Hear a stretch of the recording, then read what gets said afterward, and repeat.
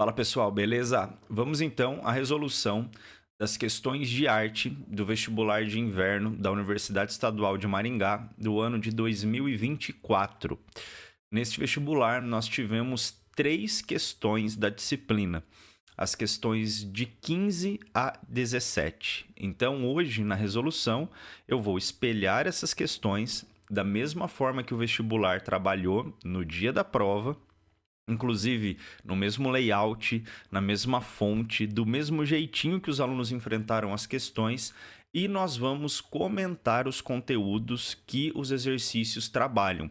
Então não é apenas uma resolução onde eu vou ler o item e falar se o item está certo ou se está errado. Nós vamos fazer um aprofundamento em cada item para que você entenda realmente o porquê que aquele item, o porquê que aquela assertiva ela está correta ou ela está errada, beleza? Então vamos para a primeira questão, que foi a questão de número 15. E essa questão ela dizia o seguinte: sobre o patrimônio histórico e artístico brasileiro, assinale o que for correto. Item 01. Atualmente, os bens passíveis de serem preservados são os bens materiais. Festas e religiões, como a de São João e o Candomblé, ainda não se constituem patrimônio porque não podem ser tocados. Basicamente, nesse item, nós temos um equívoco, nós temos um erro, porque quando nós estamos falando de patrimônio histórico e artístico, nós precisamos sempre levar em consideração os patrimônios materiais e os patrimônios imateriais. Ou seja, aquilo que é tangível, aquilo que eu posso tocar, aquilo que eu tenho materialidade e aquilo que é intangível, que são as expressões, as festas, algumas práticas, alguns ritos, algumas atitudes históricas e cotidianas de alguns povos, de alguns grupos. Então, o que acontece nesse item 01 e que faz com que ele esteja completamente errado é que ele só considera o patrimônio histórico e artístico material. Aquilo que é imaterial, ele não considera. E daqui a pouquinho eu vou explicar mais como funciona essa divisão entre patrimônio cultural material e patrimônio cultural imaterial. 02. O órgão responsável pela preservação do patrimônio histórico brasileiro é o Instituto do Patrimônio Histórico e Artístico Nacional, o IPHAN. Correto. Esse órgão, esse instituto, que foi criado durante o período da Era Vargas, a partir de 1937, e daqui a pouquinho eu vou comentar um pouco sobre o IPHAN, sobre esse instituto e qual o seu principal objetivo. Item 04. A expressão tombamento de patrimônio material se refere à iminência de determinado edifício ou monumento cair devido à pouca importância que lhe é conferida, a sua má preservação. É o contrário. Na verdade, aqui nós não estamos fazendo referência nem à preservação.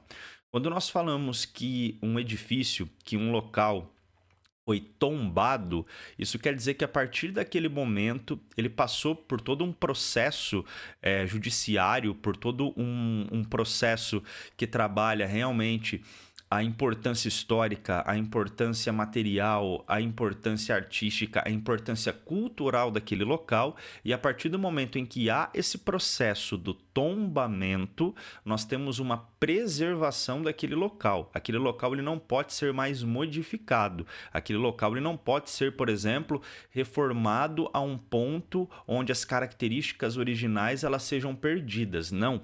A partir do momento em que nós temos um local que é tombado, esse local ele é preservado em suas características originais, as mais próximas possíveis das originais, porque nós estamos falando de um local, nós estamos falando de um edifício ou de um conjunto de patrimônios materiais que são totalmente importantes historicamente, artisticamente, culturalmente para uma região, para um país, para um povo e etc.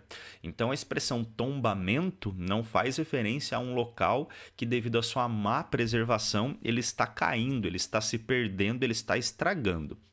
Item 08. A literatura de cordel e a xilogravura são expressões artísticas consideradas patrimônio cultural brasileiro. Sim, a literatura de cordel ela passou a ser considerada pelo IFAM um patrimônio cultural brasileiro a partir do ano de 2018. E daqui a pouquinho eu vou falar sobre tanto a literatura de cordel quanto sobre a xilogravura. Item 16. Objetos de culturas indígenas brasileiras, instrumentos musicais, cestarias, vestimentas, entre outros, fazem parte do patrimônio cultural do Brasil e são considerados patrimônios materiais. Perfeito, correto. Inclusive, aqui nós temos um claro exemplo do que nós podemos considerar enquanto um patrimônio cultural material brasileiro, que são aqueles objetos, aqueles vestígios, aquelas produções das populações indígenas, das populações originárias brasileiras, certo? Então nós vimos que o gabarito dessa questão 15 do vestibular de inverno da UEM, nós temos o item 02, o item 08 e o item 16 como corretos. Então na sua somatória, você teria aqui 26 como somatório desses itens. Só que eu expliquei no começo da aula que nós não ficaríamos apenas em uma análise superficial, nós aprofundaríamos cada item, sobretudo os itens que estão errados, porque você precisa saber o porquê que está incorreto e qual é a interpretação certa sobre aquele item. E é exatamente isso que a gente vai fazer a partir de agora. Vamos lá.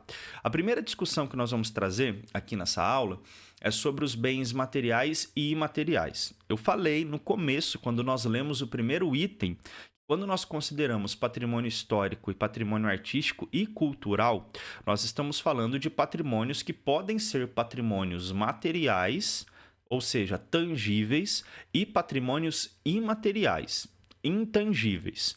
Só que nós podemos ainda aprofundar essa discussão para que você tenha aí no seu caderno anotações que sirvam inclusive para vestibulares futuros. Então vamos lá. Sempre quando nós falamos de patrimônio material, nós estamos falando de bens físicos, de bens tangíveis, que você pode ver, que você pode tocar. Esses bens, esses edifícios, esses lugares, eles possuem um significativo valor cultural, artístico e histórico. Tanto é que muitos passam pelo processo de tombamento. Dentre os objetos, dentre os bens físicos que nós podemos considerar como exemplos para que você entenda o que seria um patrimônio cultural material, eu trouxe dois. O primeiro, o Cristo Redentor, e aquilo que a própria questão traz, os objetos de culturas indígenas. Então isso eu consigo ver, eu consigo tocar, é algo tangível. Então por isso que está no grupo de bens materiais, de patrimônios materiais. Quando nós estamos falando de patrimônios imateriais, nós estamos falando de bens intangíveis. Eu não consigo tocar, eu não consigo pegar aquela expressão artística. Por quê? Porque quando nós falamos de patrimônio imaterial, nós estamos falando de práticas, nós estamos falando de representações, de expressões, de conhecimentos, de habilidades. Por exemplo, samba de roda, no caso do Brasil. Eu consigo ver a prática do samba de roda acontecer, mas eu não consigo tocar no samba de roda. Eu não consigo guardar o samba de roda, armazenar o samba de roda em algum lugar. Aí você vai me questionar e falar assim, mas eu consigo gravar, eu consigo tirar uma foto. Sim, você consegue eternizar aquele momento, mas aquilo não é tangível como os bens físicos.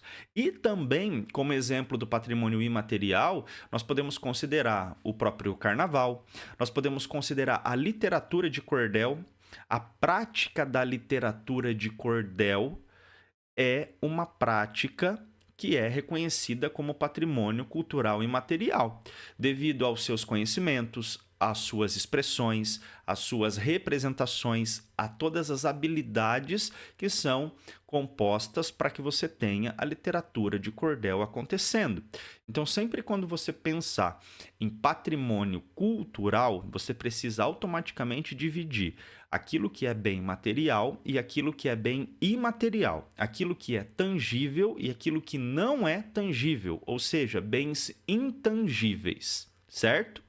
Também apareceu no exercício informações a respeito do Instituto do Patrimônio Histórico e Artístico Nacional, do IPHAN. O IPHAN ele foi fundado em 13 de janeiro de 37, ou seja, durante o período da Era Vargas, e o principal objetivo, dentre vários que existem a respeito desse instituto, é que seja protegido e preservado o patrimônio cultural brasileiro, seja ele um patrimônio material ou patrimônio imaterial. Então, esse instituto é um instituto responsável por todo esse cuidado, por toda essa proteção, por toda a preservação dos patrimônios históricos, artísticos e culturais brasileiros, e ele existe desde 1937. É inclusive este instituto um dos grandes responsáveis pelo tombamento. E o que seria esse tombamento? Eu retirei essa conceitualização do próprio site do IPHAN. E eu queria ler com vocês essa contextualização, essa conceitualização, para que a gente pudesse entender. Vamos lá. O tombamento é o ato de reconhecimento legal e público do valor de patrimônio histórico, artístico e cultural de um determinado monumento, geralmente material, a fim de protegê-lo da degradação ou destruição em um regime jurídico, falamos sobre ele no começo, na leitura do item, especial de propriedade, considerando sua função social. A etimologia do termo tombamento, olha só, advém da Torre do Tombo, arquivo público lá de Portugal, onde são guardados e conservados documentos históricos importantes. Muitos estados nacionais possuem legislações de reconhecimento e proteção do patrimônio histórico, artístico e cultural baseadas no instrumento do tombamento. No Brasil, como nós já vimos, o Decreto-Lei número 25 de 37 é a lei que institui o tombamento dos monumentos de referência nacional. A partir desse decreto, muitos estados e municípios estabeleceram leis de reconhecimento e proteção de patrimônios estaduais e municipais. Então, olha só, como nós falamos, a expressão tombamento não tem nada a ver com o estado de preservação do bem, com o estado de preservação do edifício.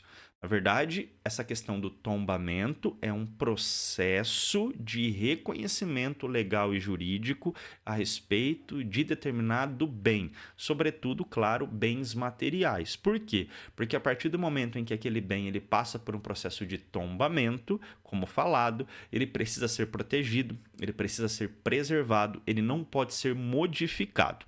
E aqui vem uma pergunta: você sabe qual foi o primeiro bem, o primeiro patrimônio histórico, artístico e cultural brasileiro que passou por esse processo de tombamento?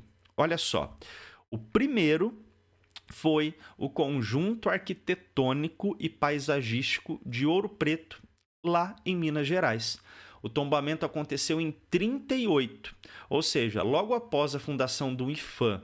E essa questão do decreto que institui esse dispositivo do tombamento, o primeiro local, o primeiro conjunto foi o conjunto arquitetônico e paisagístico de Ouro Preto. Essa informação é importante, sobretudo quando nós falamos da UEM, porque se você parar para analisar, os últimos vestibulares e os últimos processos seriados, eles estão trazendo essas questões relacionadas a patrimônio histórico, a patrimônio artístico. Então, quem sabe no próximo vestibular ou no próximo processo de avaliação seriada, nós já teremos algo relacionado a Ouro Preto, algo relacionado ao primeiro tombamento realizado no Brasil. Então, tudo sobre patrimônio cultural, patrimônio material, IPHAN e tombamento, nós já conseguimos sanar todas as dúvidas e, claro, aquelas principais questões que é importante que você saiba, porque esse não foi o último vestibular, sobretudo se você necessitar de outros, se você necessitar de novos processos. Sobre a questão da literatura de cordel e da xilogravura, eu fiz também um resumo. Mas antes, observem aqui à sua esquerda, eu trouxe esses livrinhos, essas produções literárias, que estão, como vocês estão vendo, presas em uma corda, certo? E aqui abaixo eu tenho um senhor que ele está com uma produção da xilogravura. Daqui a pouco eu explico para vocês o que seria essa xilogravura. Sobre a literatura de cordel, em resumo, nós estamos falando de um gênero literário muito popular no Nordeste do Brasil. Ele é caracterizado pela produção de narrativas que são impressas em folhetos, esses livrinhos que vocês estão vendo, e que são produzidos, que são ilustrados pelo processo da xilogravura. Depois de produzidos, eles são exibidos e vendidos nessas cordas. Eles estão pendurados. Por isso, literatura de cordel, ou por isso do nome. E o que seria esse processo da xilogravura? É uma técnica de gravação, é uma técnica de gravura em que a madeira é a matriz.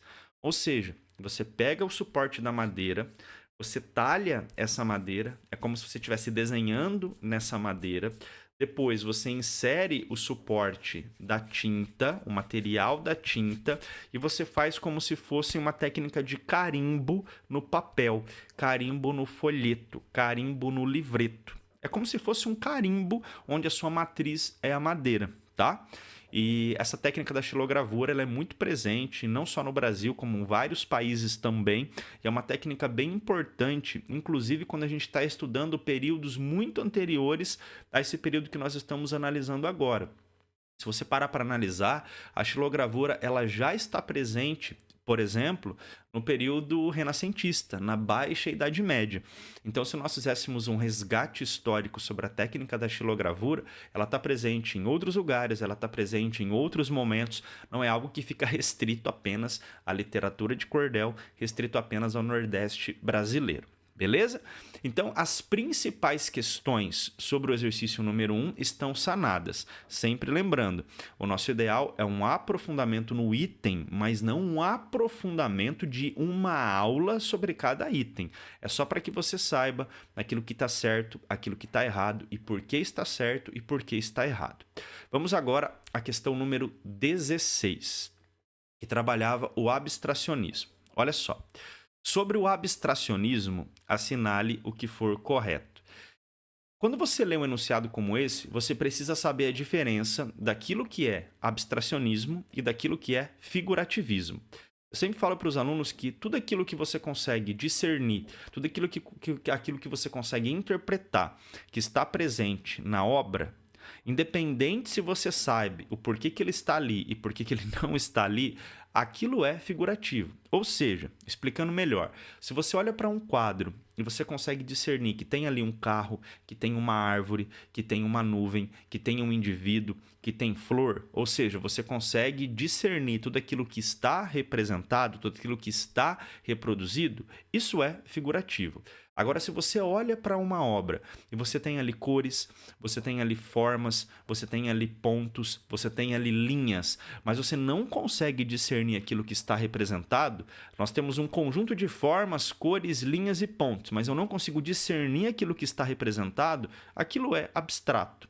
Então, você precisava saber dessa diferença para você conseguir responder essa questão. Mas vamos lá, item 01. Uma abordagem possível dessa corrente artística é o abstracionismo geométrico, que se expressou em 3 situações relevantes: no construtivismo russo, na escola Bauhaus e no neoplasticismo. Ambos movimentos que aconteceram no início do século XX. E daqui a pouquinho eu vou dar um aprofundamento sintético, mas um aprofundamento sobre cada um desses elementos e movimentos citados, tanto sobre o construtivismo, tanto sobre a Bauhaus e o neoplasticismo. E a gente vai ver que isso está certo. Mas antes, vamos trabalhar esse conceito, abstracionismo geométrico. Eu já sei o que é o abstracionismo, ou seja, são aquelas representações que não são figurativas.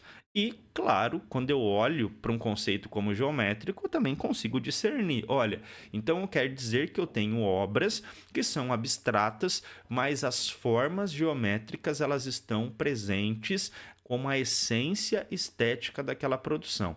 E daqui a pouquinho a gente vai ver um pouco dessas obras e vai ficar mais claro, tá? Mas, para a gente adiantar, esse item ele está certo. 2. O abstracionismo na pintura e na escultura se expressa por meio do registro do campo, das pradarias, das herbáceas, dos animais, das pessoas em suas atividades laborais. Essa expressão artística compõe-se de experiências vivenciadas entre todos os seres vivos.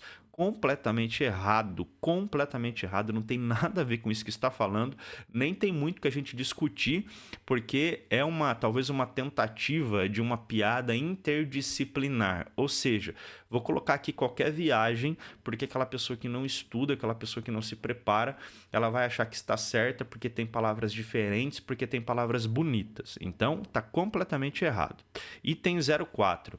O abstracionismo é uma corrente estética do início do século XX, caracterizado pelo abandono da representação figurativa, das imagens ou da aparência da realidade pelo uso de formas e cores com ritmo e expressão. É exatamente aquilo que a gente conversou no começo. Até por isso que eu já adiantei que ela está certa, porque tudo isso é o que nós falamos no começo quando nós lemos o enunciado.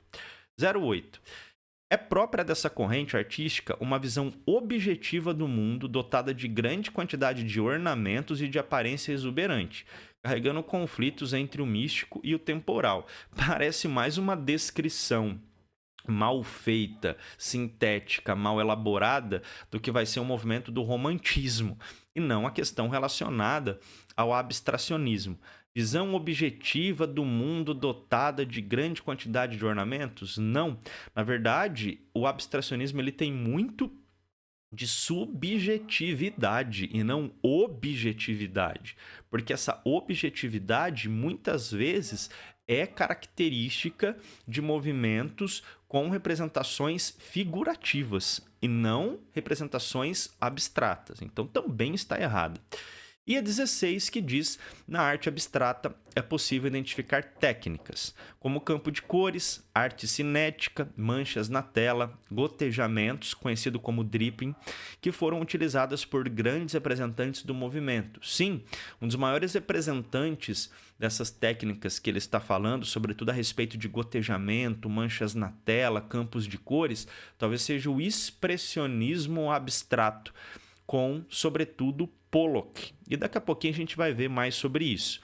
Então, na questão 16, o gabarito seria 01, 04 e 16. Ou seja, a soma desses três itens daria no seu gabarito 21. Agora vamos aprofundar cada item, vamos aprofundar cada elemento desse estudado. Vamos lá. Primeira coisa, foi falado no item 01 sobre três movimentos, sobre o construtivismo russo, sobre a escola Bauhaus e sobre o neoplasticismo. Eu já vou adiantar para vocês. Essa imagem que está à esquerda é uma imagem de um dos grandes nomes do neoplasticismo, que foi o Pierre Mondrian, certo? E aqui vocês notam que eu não consigo discernir o que está representado aqui. Eu não sei o que ele tentou representar. Eu não sei se ele tentou representar uma paisagem, uma cidade, o trânsito, um estádio de futebol, eu não sei. Mas eu sei que com as formas geométricas e com as cores, ele conseguiu compor um quadro, ele conseguiu compor uma obra. E o que é interessante? A forma que inclusive ele usa as cores, que ele usa as formas, ele fez com que essa obra ela ficasse muito harmônica, ela ficasse muito equilibrada. Porque você nota que tem aqui diferentes formas, que tem diferentes cores, algumas, claro, se repetem, mas ainda assim eu consigo manter uma harmonia, eu consigo manter uma relativa proporção. Isso era uma das características do movimento neoplasticista. Mas antes de nós falarmos mais aprofundadamente sobre o movimento neoplasticista, vocês notam como que eu tenho uma materialidade do conceito de abstracionismo geométrico. Agora vamos lá, bem rapidamente, sobre cada um desses movimentos que o item cita. O construtivismo russo foi um movimento surgido no início do século XX, sobretudo naquele contexto revolucionário russo. E dentre as várias questões que compunham esse movimento, que compunham esse período, nós temos obras que enfatizavam a geometria, a abstração e a simplicidade das formas. Inclusive, dentre os vários objetivos, dentre os vários propósitos dos construtivistas russos, eles queriam fazer com que a arte ela tivesse cada vez mais interligada com o cotidiano. Inclusive usando materiais revolucionários, materiais industriais, para que realmente a arte ela não ficasse aleatória a todas aquelas mudanças que nós estávamos vendo e que estava acontecendo durante o período da Rússia revolucionária. Daqui a pouco eu mostro um pouquinho dessas obras, inclusive não somente obras de pintura, mas também obras tridimensionais, a escultura, porque o construtivismo russo eles produziram muitas obras tridimensionais, muitas esculturas, certo? A respeito da Bauhaus, que a tradução é como se fosse a casa da construção, a sua ideia ela é concebida no início do século XX, pelo Walter Gropius na Alemanha. O principal objetivo dessa escola, dentre vários objetivos que nós temos, e claro, nós teremos ainda aula apenas sobre a escola Bauhaus, era de combinar a criação artística com a produção industrial. Ou seja, como que eu consigo fazer com que nesse contexto de produção industrial, de maquinários, de produção em série, de produção em massa, como eu consigo unir a criação artística, aquela criação muito própria, inclusive do fazer artesanal. E o objetivo disso tudo era que nós tivéssemos um design de produtos, de objetos e de produções que fossem tanto belos esteticamente quanto úteis. E, claro, daqui a pouco eu vou mostrar para vocês obras dessa escola da Bauhaus, dos seus professores, dos seus artistas que trabalham o abstracionismo geométrico. E sobre o neoplasticismo. Essa corrente neoplasticista, os principais idealizadores foram o Pierre Mondrian e o Theo van Doesburg. Os holandeses, esses dois artistas, eles buscavam, na verdade, uma linguagem visual, produções que pudessem refletir a harmonia e a ordem universais. E aqui desprovida de qualquer referência natural ou emocional. Como assim? Obras que existissem por elas mesmas. Obras que não existissem apenas se tivessem carregadas de um contexto histórico, de um contexto emocional, de um contexto em que talvez só um grupo ou só um conjunto de pessoas entendessem. Olhem para o lado. Independente do país que você mora, do local que você vive, você consegue olhar para essa composição de 1923 e notar que eu tenho ali formas geométricas e cores. Isso é independente de onde você vive, de onde você mora, do seu contexto histórico, do seu contexto artístico. Ou seja, ela existe por ela mesma. Ela é pura, ela é universal. Eu não preciso aqui de uma contextualização histórica, de uma explicação de um fato nacional para que você consiga compreender o porquê dessa obra. Não, ela existe por ela mesma.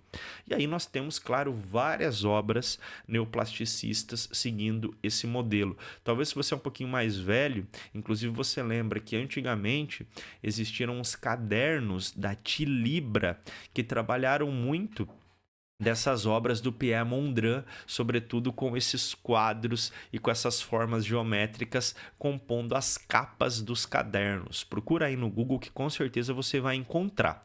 Então, aqui nós conseguimos trabalhar bem resumidamente, porque essa aula já está indo para 28 minutos, sobre esses 3 movimentos citados pelo exercício. Sempre lembrando, talvez você resolveu o exercício e você não fazia a menor ideia sobre eles. Então, aqui você enxerga a parte teórica, no caso do neoplasticismo, você inclusive conseguiu observar uma produção desse movimento, dessa corrente. E agora eu vou mostrar para vocês. Primeiro, obras do construtivismo russo. Olha só, aquilo que eu falei também. Olha como que as formas elas estão presentes. Olha como que as produções tridimensionais nos monumentos escultóricos, eles também são bem visíveis nesse movimento. Aqui um pouquinho das produções dos artistas e dos professores da Bauhaus. Olha só, nós temos obras abstratas, só que é um abstracionismo geométrico. A presença das formas geométricas é muito visível, é muito evidente, tanto nas obras dos artistas e professores da Bauhaus, quanto aqui que nós observamos do construtivismo russo. E lembra que nós comentamos no item 16 sobre o expressionismo abstrato? E eu citei Pollock. Essa obra de 1952 é um exemplo. Então eu tenho um painel, esse painel eu tenho ali várias cores, eu tenho várias linhas, eu tenho técnicas de gotejamento, eu tenho técnicas dessa pintura rápida, dessa pintura em movimento. Isso aqui é uma obra abstrata. Eu não consigo notar nada que está representado, além de linhas, além de cores. Então, isso configura o que nós chamamos de expressionismo abstrato, beleza? Então, tudo sobre a questão 16 também comentado. Agora vamos para a questão 17. Na minha visão, a questão mais fácil dessa prova, tá bom? Porque é um tema batido, é um tema que você com certeza estudou, independente se você está no colégio ainda, no terceirão, ou se você está em um semi ou em um extensivo, você com certeza já estudou sobre esse conteúdo. E ela diz o seguinte: sobre a arte bizantina, assinale o que for correto. Item 01.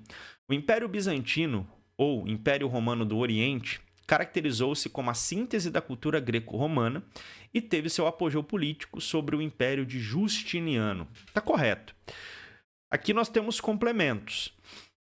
Apogeu político durante o Império, durante o governo de Justiniano. Esse governo, daqui a pouco eu vou mostrar para vocês, ele aconteceu no século VI, tá bom?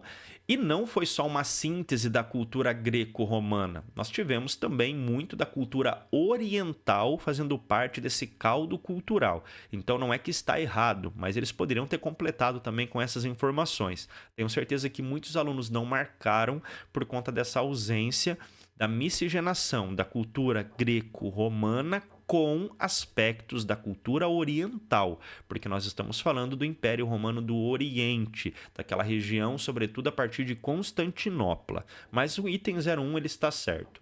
Item 02. A expressão artística desenvolvida foi também conhecida como arte pobre, desprovida de materiais nobres ou valiosos, elaboradas com o mínimo de elementos e matérias. Está completamente errado. Essa arte pobre, ela é inclusive um movimento muito pautado na arte contemporânea, que nada tem a ver com a arte bizantina, tá bom? Inclusive nesse contexto de século VI, de governo de Justiniano, muitos ícones, muitas obras eram feitas inclusive com ornamentos em ouro, tá bom? Então, para a gente ter uma ideia de como durante, sobretudo o Império de Justiniano, o Império era rico, o Império era realmente bastante poderoso. Item 04. Uma das convenções da representação da arte bizantina foi a da frontalidade, técnica que transmitia a postura rígida da personagem representada, o que levava o observador a uma atitude de respeito e veneração. Correto. Esse item 04, ele é uma cópia, uma reprodução do que tem em 99,9% dos livros que trabalham sobre arte bizantina, sobretudo o livro da Graça Proença. E se você não sabe o que seria essa lei da frontalidade, essa questão da frontalidade bizantina, daqui a pouco eu vou mostrar para vocês um mosaico e nesse mosaico vocês vão ter ideia do que seria, tá? Mas a 04 ela está certa também. 08. No processo de elaboração de figuras religiosas, artistas bizantinos criaram uma forma de expressão por meio da representação de ícones que simulavam, por exemplo, figuras de Jesus Cristo, apóstolos, mártires, santos e a Virgem. Isso, inclusive, fez com que nós tivéssemos, em determinado período, a questão do movimento iconoclasta, ou seja, aquelas pessoas que veneravam, que realmente eram fanáticas pelos ícones e aquelas pessoas que condenavam, que queria quebrar, que queria realmente acabar com essa veneração, com esse fanatismo. E aí gera toda a questão iconoclasta, dividindo iconófilos e iconoclastas. Mas isso é questão, claro, para uma aula específica sobre o tema. Mas para a gente adiantar, o item 08 ele está correto. E a 16 que diz: a colocação de pequenos pedaços de pedras de diversas cores sobre uma superfície de gesso ou argamassa, organizadas de acordo com um desenho determinado, instalados nos pisos e paredes, os mosaicos, são as mais expressivas formas da arte bizantina. Correto. Então era uma questão fácil. Era uma questão simples. Quando você estuda a arte bizantina, não tem como você não falar sobre mosaico. Então, acredito que, pelo menos aqueles alunos que prestaram minimamente atenção nas aulas, eles com certeza conseguiram responder, principalmente a 8 e a 16. Porque a questão dos ícones e dos mosaicos é algo totalmente batido, é algo que todo mundo trabalha. E aí, para aquelas pessoas que talvez estejam um pouquinho perdidas, esse lado roxinho que você está vendo no mapa é a área aproximada do que seria o Império Romano do Oriente, que é a região do Império Bizantino. O auge que a questão fala durante o governo do Justiniano é, como nós citamos, o século VI, sobretudo de 527 a 565. Aqui está um mosaico bizantino, colocando a lei da frontalidade. Então, se você não sabia o que era essa lei da frontalidade, ele olhando com atitude de respeito e veneração no seu olho, de maneira frontal, aqui você está diante de um mosaico produzido naquele período do imperador Justiniano, que foi aquele imperador que governou aquela região no momento de maior poder, no momento de maior auge daquela localidade. E, por último, nós temos um ícone bizantino. Tá bom? Um ícone bizantino, nesse caso, feita com a técnica da têmpera. Você com certeza já estudou a técnica da têmpera e técnica da encáustica, tá? Se não estudou, volta lá nas suas aulas que você teve, que você com certeza vai conseguir relembrar aquilo que está sendo colocado, certo? Bom, essa aula ficou com quase 40 minutos, mas é uma aula até um pouco diferente daquelas que vocês estão acostumados de resolução de exercícios. Por quê?